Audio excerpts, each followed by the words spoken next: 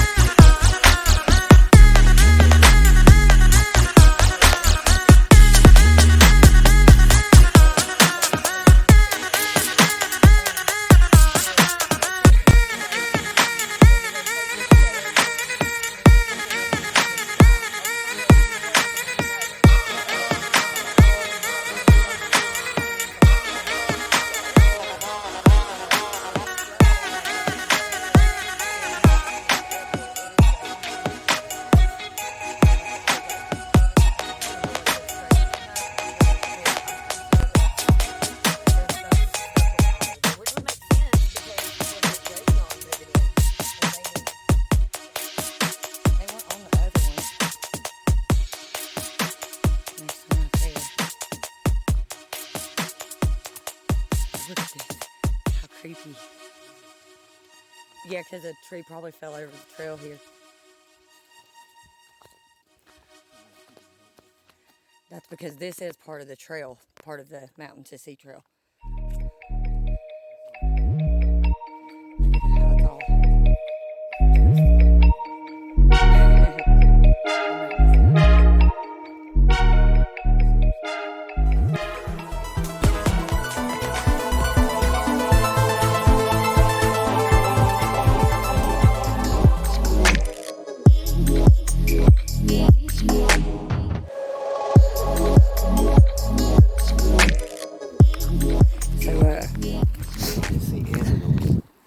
I was just noting, listen, other than the cars down here on the road, there's no animals, no birds, nothing.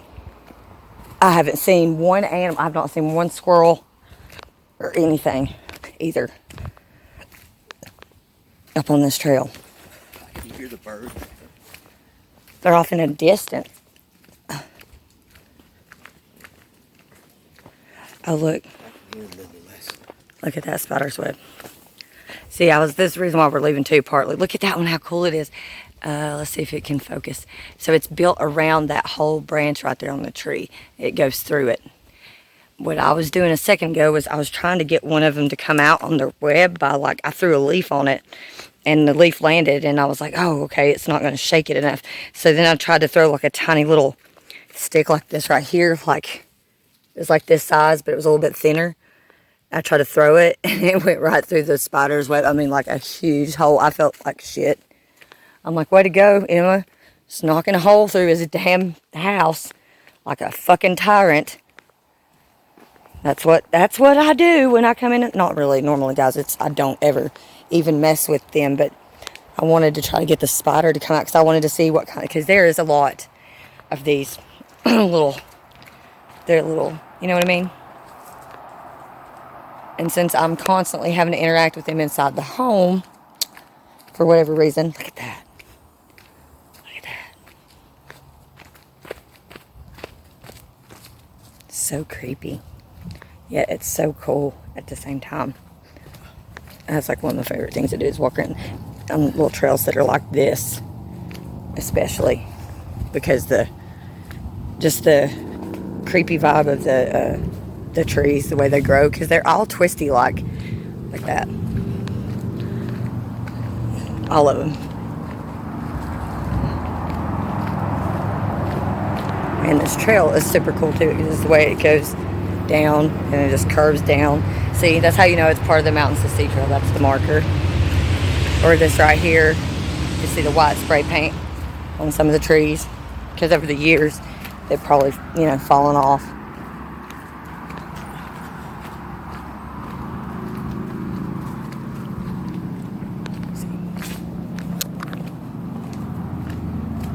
See, now that we're down here, now we're down lower on the trail. We're almost to the bottom of the trail again. You're starting to hear more birds, but further on up there, you did not hear that.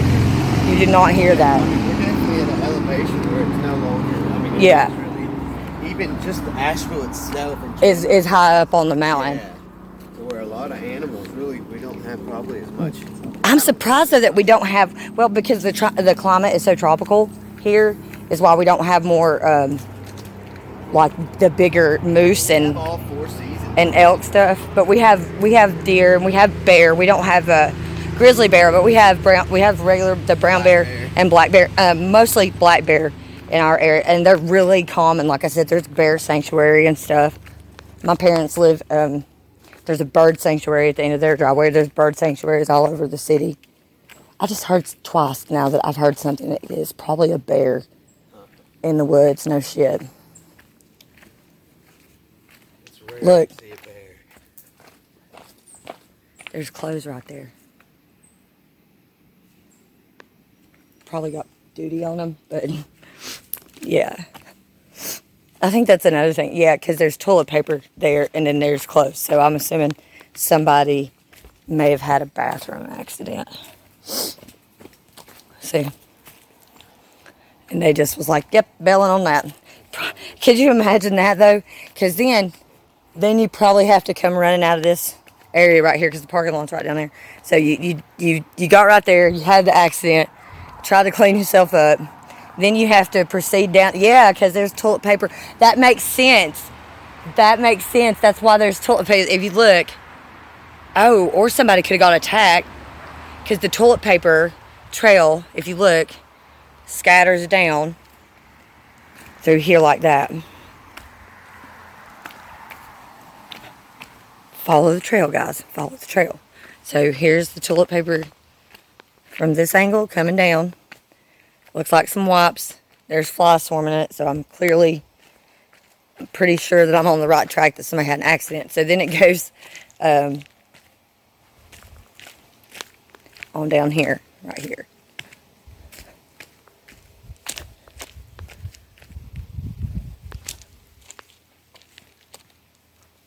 And then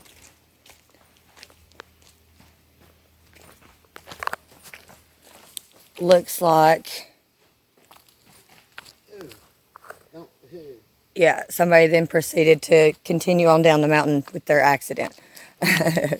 So now that we investigated that out, we're gonna leave because that's tragic. Look at that view.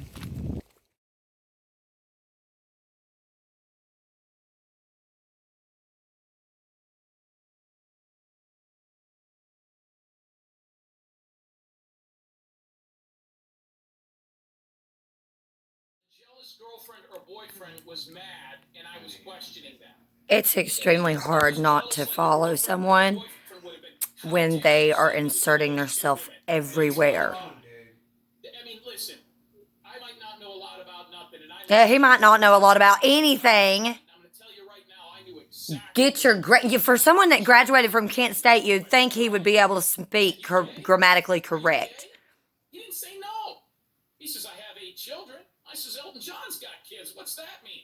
I says, listen, I'm not going to out you. If you're gay and you had a relationship with this kid, as long as he wasn't underage, let's not forget he's known him for 2 years. What do you know about that? Yeah. And he started lambasting homosexuals. You mean like what you're doing? They're listening to this, and I'm like, this is a guy who's trying too hard. There's something wrong here. And I says, okay. You mean like him? You mean like you, Jim? And that's when he hung up. So That's why he really ordered the pink hoodie. Some other questions in there. It wasn't all about his sexuality. Some of the stuff was about what they did together in his case. They saw the kid drinking. I don't care if he was drinking at 19 years old, but I knew he was lying to me. A lot of times when, and I'm sure you do this as a litigator, when I ask questions, I already know the answers to them. Oh my God, I'm so. Yeah, no, that's, I mean, that's the way. 5 times in that conversation. Interesting. So he hung up on you.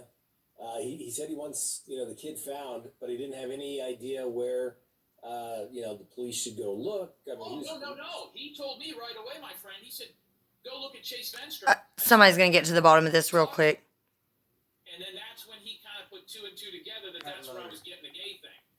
And he says, well, he's gay. And I says, oh, really? Can you prove that? I talked to his son. I talked to his girlfriend. I talked to his parents. What do you got on that? So that was kind of how that conversation ended up. Okay. So after you talk to Kurt Venstra, he hangs up with you. Where does your investigation go from there? I got to go back to the parents, and I said, hey, listen, this guy's, they had a relationship. I says, and then I started getting phone calls from people saying that his brother, Troy Wadsworth, who is a frightening-looking human being, just Google this guy. And if your producers can put up a picture of Troy Wadsworth, That's really too much. He looks like every serial killer in any horror movie that you've ever watched between 1984 and 1986. This guy is the real deal and has a record to back it up. This is Kurt Wadsworth's brother. He also has another brother who is a registered sex offender as well and has a lengthy thing. They also Which he did not know until Zav girl looked it up herself and then told Jim. Jim didn't know any of that stuff.